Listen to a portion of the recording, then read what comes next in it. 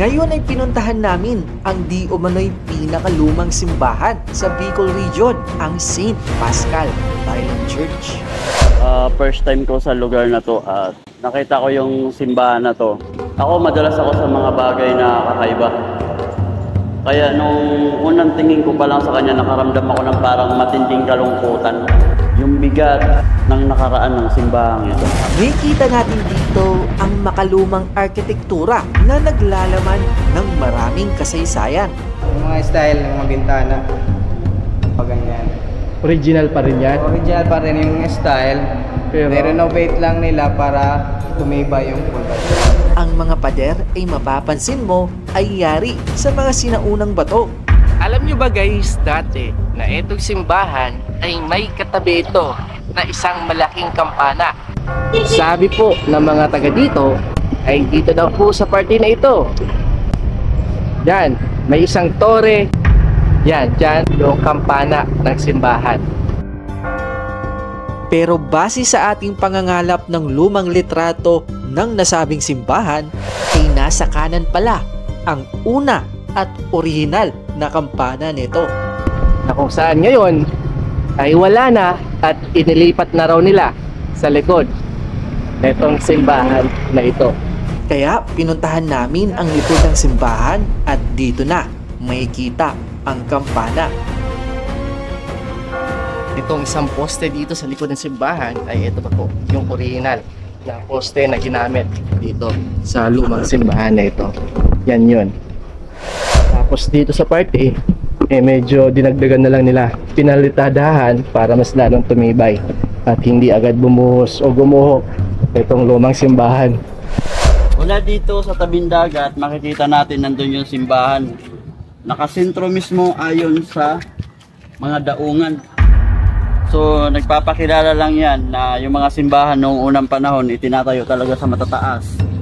Isa kasi sa mga kumbaga masasabi mong maunlad ng isang lugar once na meron silang sariling simbahan. Sa isang silid dito sa simbahan ay ipinakita rin sa amin ang mga lumang kampana at ang mga sinaunang kasuotan ng pari. Oh, may mga lumang banga dito na may mga ukit din, oh. Mga anong year yan sir? Mga Spanish time, Spanish, American? Water daw yan. Holy water? Holy water. Pero yung banga? Yung banga, hindi ko lang alam kung may edad na ng 100 years yan. Pero sa tingin ko parang matagal na yung banga. Yan yung 1809 to. Opo, 96. 96. 1996. Yes. Ada Indonesian, Don Pedro, dinonate ni Don Pedro Lazaro. Yan yung may connect din sa lapida. Donate by del Chino, Cristiano. mga Chinese na Christians. Chino, Cristiano. Cristiano, mga Chinese na Christian. Sa isang bell na malaki. Itong malaking bell. So dinonate ito ng mga Kristiyanong Chino na nasa San Pascual Noong taong? noong taong 1896. Kasi yung church na established noong 1845. Si Vicente dos Barrios, Father Vicente dos Barrios, siya yung nanguna para itayo itong church ng San Pascual. Ito siya, bago ko lang nalaman na 1845 na tayo in charge kasi matagal na yung katanungan kung kailan ito natayo. Sa aking pag-research, may nakuha akong Spanish documents nagpapatunay na 1845 ito na itayo yung church ng San Sir, sa Pascual. palagay mo, ito yung kauna-unahang bell dito ng simbahan? Hindi ko masasabi na ito yung kauna-unahang bell kasi 1896 na ito, 1845 na tayo yung church. Baka meron pang kauna-unahang bell kasi sa simbahan kailangan ng bell. Di ba? So ibig sabihin, meron Or baka ito yung bell mismo na andyan sa taas siguro. Yan yung original siguro. Baka yan yung original kung pwede natin makita sa taas. Bago lang yan, ma'am? Kasi kung may tinanggal, pinalitan ng 1986, so ibig sabihin, meron na unang bell maliban sa kanya. Baka yun yung sinasabi nilang mga May nawawala. Kasi balita na. Kasi meron talaga yung mga nawawalang mga gamit sa simbahan. Kasi uso yung mga nakawan. nagko-collect na binebenta. From San Pascual, Masbate, ay bumayi tayo dito sa Milagros para maipakita sa inyo yung ginawa nila sa dati nilang kampana na ginamit dito sa simbahan sa Milagros, Masbate, na kung saan makikita dito naka-display yung mga bell nung taong 1898 at 1896. Pagtapos namin dito ay tumungo na kami sa loob ng simbahan at meron palang isang puntod dito sa gilid. So, nandito na tayo ulit sa loob ng simbahan na to para malinawan tayo sa mga bagay-bagay na nagbibigay sa atin ng malaking katanungan about dito sa simbahang ito. Apolonia Lazaro de Nazareno. Ano nabasa na letter? Purel. Una Orasyon. una Orasyon Purel. Purel Adela Destri Almadel. La Defunta. La Puenta. La Defunta. De Punta.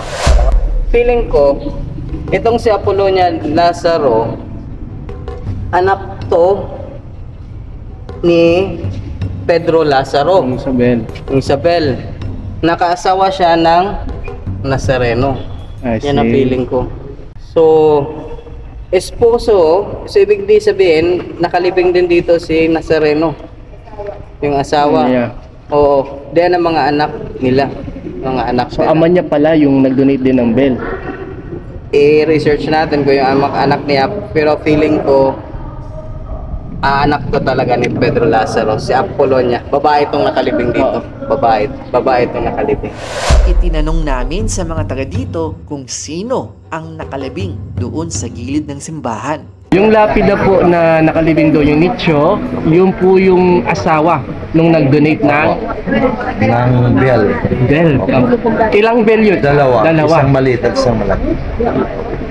For ano na lang, confirmation, pag nakaano kayo doon, tingnan niyo yung maano mo Sir, yun. nandun din po yung pangalan ng ano. Andun yung Pedro. Yung asawa nung nakalibing. Yung asawa na. Yung nasa niya. Yan yung nasa lapida. Tapos doon sa bill, wala yung Pangalan. yung lalaki na andun. Opo. Pero mag-asawa yun. Opo.